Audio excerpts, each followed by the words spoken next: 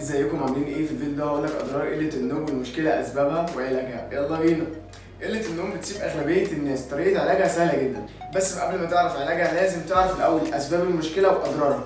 قله النوم بتؤدي الى داء السكري والسمنه وارتفاع ضغط الدم. اما اسباب قله النوم فيها اسباب كتيره جدا، من اولها انك تشرب القهوه قبل ما تنام او تاكل وجبه غنيه بالسعرات الحراريه او ممارسه الرياضه قبل النوم، فده بيؤدي الى ارتفاع ضغط الدم، فبالتالي انت ما بتعرفش تنام بسبب الادرينالين عندك عالي. اما طريقه علاجها دي بسيطه جدا، انت هتعكس اللي انا قلته لك بالاضافه الى تزود حاجه كمان. اول حاجه انك ما تشربش قهوه قبل النوم، وما تلعبش تمرين قبل النوم، وما تاكلش سعرات حراريه كتيره قبل النوم. بالاضافه لو انت بتنام الظهر بلاش القيلوله بتاعه الظهر دي، صدقني هتتعبك بالليل. وبرده فيتامين د بيساعد على مشكله قله النوم. بقول لك ايه، انا حاسس ان انت لسه ما اشتركتش. ما تشترك يا عم، انت خسران حاجه؟ مش بيكهرب والله.